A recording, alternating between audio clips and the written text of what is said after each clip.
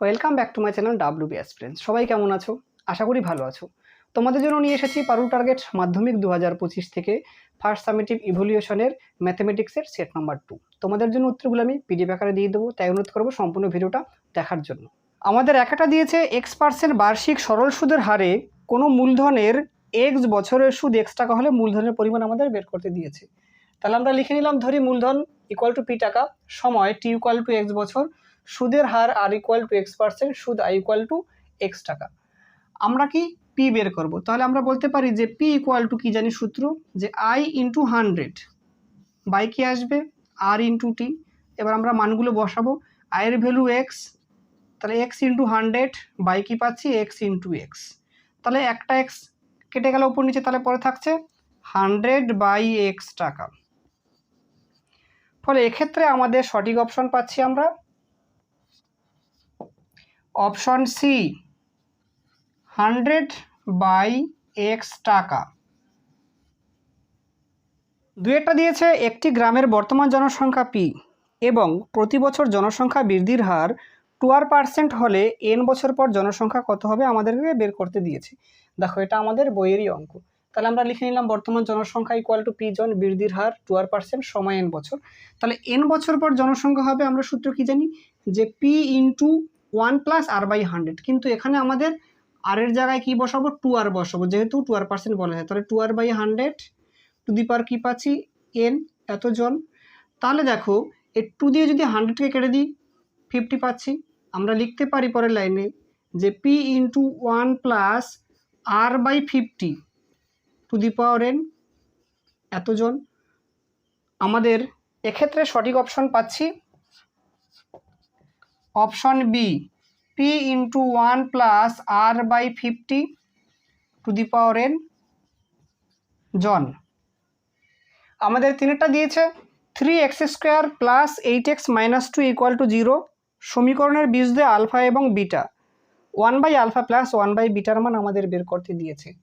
তাহলে আমরা প্রথমে বীজদ্বয় সমষ্টির মান বের করব, অর্থাৎ আলফা প্লাস বিটা। আমরা কোনো দ্বিঘাত সমীকরণের বীজদ্বয় সমষ্টির মান কি জানি, যে মাইনাস বি বাই এ। এক্ষেত্রে পাবো -8/3। এবার বীজদ্বয়ের গুণফল বের করব, আলফা ইন্টু বিটা। তাহলে আলফা ইন্টু বিটার ভ্যালু কি আসে, যে সি বাই এ। তাহলে সির ভ্যালু এখানে -2, তাহলে পাচ্ছি -2/3। এবার লিখব 1 by alpha plus 1 by beta. আমরা লসাগু করলে কি পাচ্ছি, আলফা বিটা। ওপরে আসবে বিটা প্লাস আলফা, এটাকে ঘুরিয়ে লিখলে লেখা যায় আলফা প্লাস বিটা বাই পাচ্ছি আলফা বিটা। এবার আলফা প্লাস বিটা এবং আলফা বিটার ভ্যালুটা বসাবো। ওপরে বসবে 8/3 আর নিচে বসবে -2/3। তাহলে মাইনাস মাইনাস কেটে গেল, তাহলে লেখা যায় 8/3 ইন্টু 3/2, এটা উল্টে গেল। তাহলে 3 কেটে যাচ্ছে, 8কে 2 দিয়ে কাটলে আমরা 4 পাবো, ইকুয়াল টু 4। এক্ষেত্রে আমাদের সঠিক অপশন ডি, 4। চারটা দিয়েছে 5টি ক্রমিক সমানুপাতি সংখ্যার প্রথমটি 2 এবং দ্বিতীয়টি 8 হলে পঞ্চমটি কী হবে আমাদের বের করতে দিয়েছে। আমরা তৃতীয়, চতুর্থ এবং পঞ্চম সংখ্যাটি ধরে নেব। লিখতে পারি তৃতীয়, চতুর্থ ও পঞ্চম সংখ্যাটি যথাক্রমে এ, বি, সি। আমাদেরকে বলা আছে যেহেতু ক্রমিক সমানুপাতিক, তাহলে আমরা কি বলতে পারি, যে 2, 8, এ, বি, সি ক্রমিক সমানুপাতিক। আর ক্রমিক সমানুপাতি হলে কি লিখি আমরা, 2/8 equal to 8/a equal to a/b equal to b/c, এটা আসবে। আমরা এই প্রথম দুটোকে আলাদা করে নেব। লিখতে পারি 2/8 ইকুয়াল টু 8/a। তাহলে আমরা পাচ্ছি এখান থেকে 2a ইকুয়াল টু পাচ্ছি 64, বা a ইকুয়াল টু পাবো 64/2। এর ভ্যালু আমরা 32 পেয়ে গেলাম। এর ভ্যালু আমরা এই দুটো ইকুয়েশন তাহলে বলতে পারি 8/a ইকুয়াল টু a/b, বা 8/32 ইকুয়াল টু 32/b। কেটে দিলে পাচ্ছি উপরে 1 নিচে 4, তাহলে b ইকুয়াল টু পাচ্ছি 32 ইন্টু 4, 4 দুগুণে 8, 3 4 12। এই b এর ভ্যালুটা আমরা এবার এই ইকুয়েশনটায় বসাবো, a/b ইকুয়াল টু b/c। আমরা এর ভ্যালু পেয়ে গেছি 32, b এর ভ্যালু 128, তাহলে ভ্যালুগুলো বসাবো।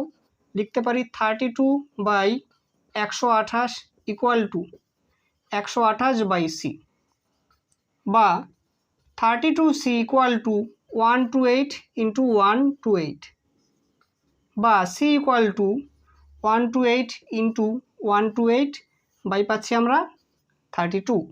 এবার আমরা 4 দিয়ে এটাকে কাটলে কত পাচ্ছি 8, এটাকে কাটলে পাবো 3 4 12, 4 দুগুণে 8।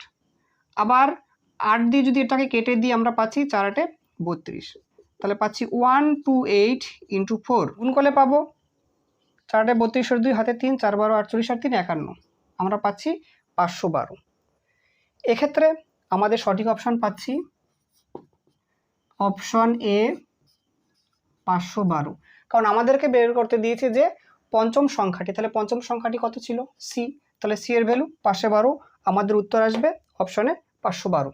5 নম্বর অঙ্কটায় এবিসি ত্রিভুজেরও পরিকেন্দ্র angle OAB equal to 50 degree angle ACB এর মান বের করতে দিয়েছে। দেখো আগের সেট অর্থাৎ 1 নম্বর সেটে ঠিক এটা 5 নম্বরেই আছে, এবং এক্ষেত্রে আমাদের সঠিক অপশন সি আসবে। তোমাদেরকে অনুরোধ করব যে আগের সেটের ভিডিওটা অবশ্যই দেখার জন্য।